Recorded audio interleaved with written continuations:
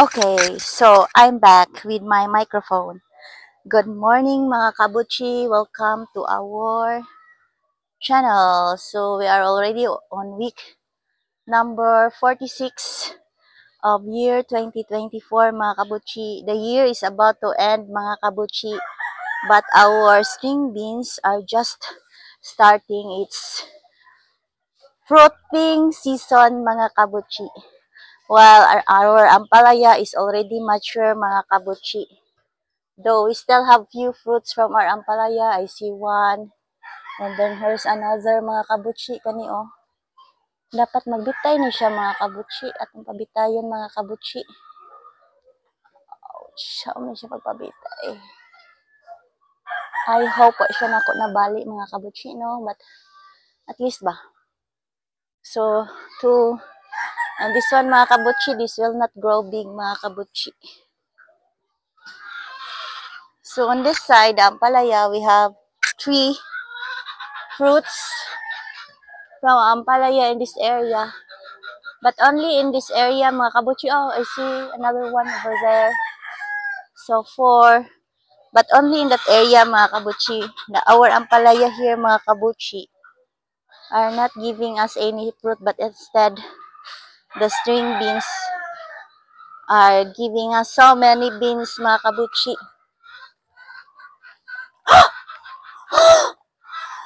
Kadagko ninyo! Kadaghan nila mga kabuchi! 1, 2, 3, 4, 5, 6. My God, mga kabuchi. Let's collect them mga kabuchi and give them to our chicken. Mga kabuchi, na-shock ko! Na-shock ko nila mga kabuchi. Grabe kayo sila mga kabuchi, no? Grabe. What? What? What? Hala, grabe sila mga kabuchi. Ka-beautiful na unta sa akong lemon. I can't believe them. They're so grabe mga kabuchi. Di na ba ni manahon ng isa kasanga. Wala mga kabuchi, oh. Wala na mga kabuchi. Saan may tabuan ha, nahurot. Grabe mga kabuchi, they are so many. I think they are from the gabi mga kabuchi. Nasya ko mga kabuchi, kagwapa na unta sa ako ang lemon. And of course, mga kabuchi, the lime is not exempted. Oh, look at them. These tiny creatures, mga kabuchi. Giod, awa! Ano man ni mga kabuchi. So, with this mga kabuchi, we can expect that we will have a bad growth. Sobra pa manis gabi-gabi mga kabuchi ni Adi.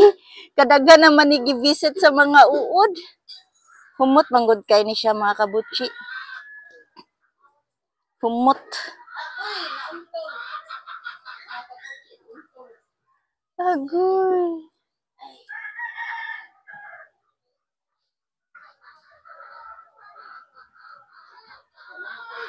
Mga kabuchi, grabe sa uod eh.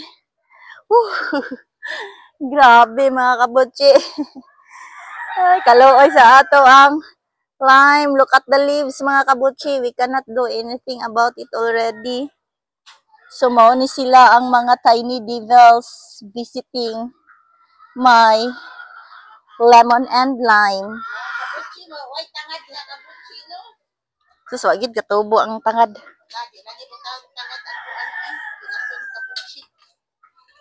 Ang tangad, wala kakuan bitaw. Failure sa tangad. Kuanon mangod sa iring? Kaunon? Nungsa naman ni siya, uy. So, very long yun kayo ang string beans, mga kabuchi, but they are green. They are, Katong pago na ato ang kuan mga kabutsi. Maghuwat tatakal sa di matumpag. Murag kung bagihon ikaw sa tumpag yun ni.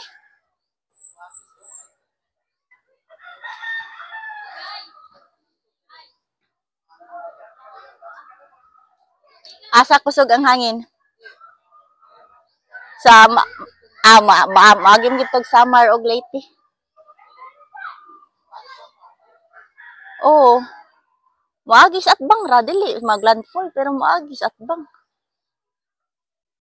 Wag yun na munga diri ang ampalaya diring dapita mga kabutsi. Ay grabe mga kabutsi. Na-stress ko sa oo daghana nila. Ay. Imbis gwapa na kayo atong ang lemon mga kabutsi. Back to zero na pura tong grado ato mga kabutsi. Back to zero. Okay. So ni crawl na po sila mga kabutsi. Nato ato ni sila unsaon ni nato ipag-punish. Ato ning sabuan mga kabutsi.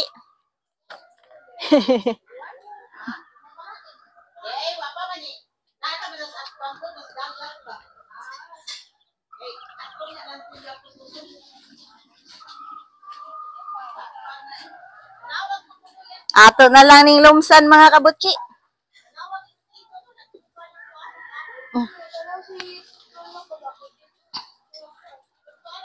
So atong gitorture to sila mga kabutsi.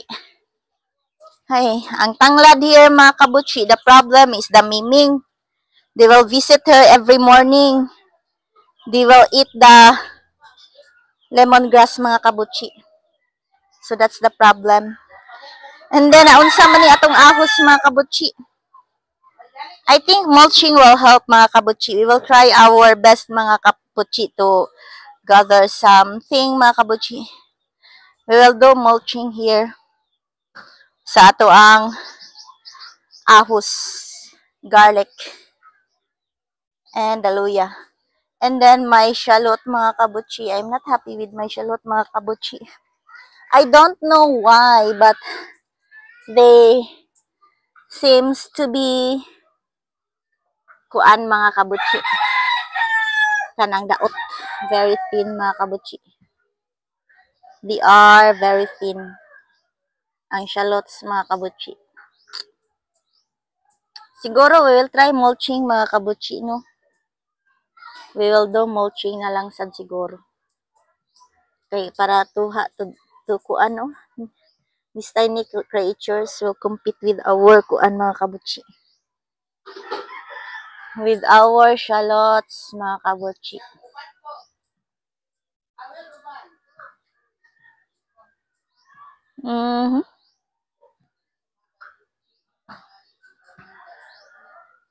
Why dahon na dira? Luya na, dahon na lang sa luya. Luya. Gamay na kayo, paan pa yung dahon. Pero paanan, ginagdahon ang tanglad. Ang problema na, tungtungan magunas miming permi. Ang kuan na ko, hauno na. Bato. Di na pwede isubak sa imong kinason. Batong with kinason. Dagano na nakogkuan eh. My plan is putuput batong here para katay. Dili ni nako i-remove akong trellis mga kabutsi until mabungkag.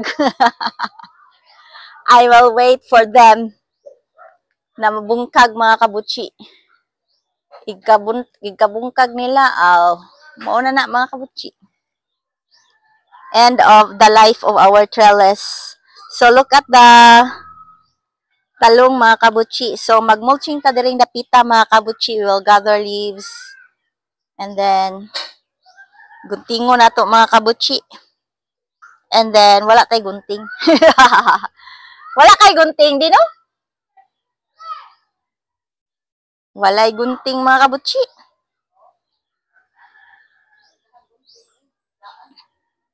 Kana lang daan kay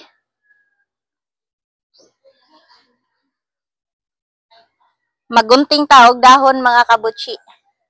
And then kana siya mo na ito activity and then we will mulch. Asa?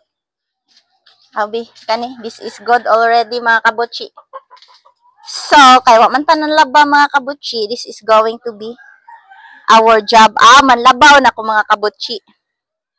And then, we will water them mga kabutchi. And then, after watering them, mauna din to, i-mulching din nato. But I want to plant ampalaya over here first mga kabutchi. O diri, magtanong ta diri isa. And then mga kabutchi, diri batong isa. Pero kung magbagyo gani mga kabutchi, bungkag jud ni akong trellis mga kabutchi. Quite sad mga kabutchi. Pero that's gonna happen. Because we have a typhoon maker just beside our country. So we have no choice but to face the typhoon challenge during this season mga kabutchi. So the weather forecaster said that we are on the transition period from El Nino to La Nina. And because of that transition period, more typhoons are being produced because the Pacific Ocean, which lies beside, hinanap ako lies, no? Pero Pacific Ocean is bigger than our country. So the Pacific Ocean that lies beside our country is having a hot water. Hindi na siya hot water siguro. I don't know the term. But the salt water is warm. And it's the best ingredient of a tropical depression that seems to always turn into a typhoon mga kabutchi. Diba? So right now the sun, it's already 10 o'clock in the morning mga kabutchi, but look at the sun. Oh. The sun is hiding mga kabutchi. Agoy ni uwan. So I think we can slowly feel the impact of Typhoon Pipito. Si Pipito na di? Pipito Manoloto. Okay. So, muna to ang nahitabo mga kabutchi.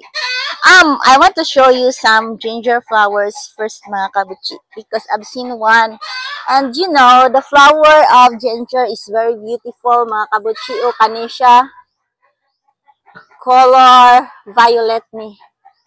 Lavender ni mga kabutchi if it will bloom. So, this means mga kabutchi that this ginger mga kabutchi, actually 2 ginger plant ni siya mga kabutchi, and then they merge mga kabutchi. And right now mga kabutchi, we have flowers. So this means mga kabutchi that 2 to 3 months later mga kabutchi, we're gonna be harvesting na this ginger. They will all die mga kabutchi, but we will wait for them to die mga kabutchi before we are going to harvest them mga kabutchi. Anyway, I'm not in a hurry mga kabutchi. Tagpila na rong loy adi, barato na lang ron di. Ha? Wa nakapalit og loy ah.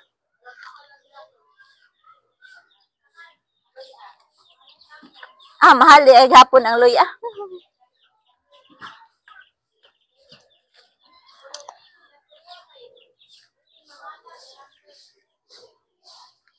Wala man ta nabuhi igsili. So, mauna na siya mga kabutchi. Dinhi na kutob atong update mga kabutchi. Kinana ko'y gunting mga kabutchi. I will start kuan. So what we will do is we will water our plants. Then we can put some chicken manure. And then, after putting some chicken manure, we will dump leaves, mga kabutchi. Ay, it's going to be a very, very long activity, mga kabutchi. Tiresome, no. Troublesome, no. But it will take too much of our weekend, mga kabutchi. Yes, mga kabutchi, no, I still have ampalaya fruit over here. Gusto takog ampalaya fruit over there, mga kabutchi. But no ampalaya fruit over there, mga kabutchi. Only string beans. So, we will plant again. Dili siguro ko dapat magplant og ampalaya, no, in this area. Or in that area. I don't know, but this raised bed, mga kabutchi, is not yet strong, so we will not be adding more soil, mga kabutchi, because it's not yet stable. But I like my talong. Look at the talong na, mga kabutchi. Then mamunga na din siya.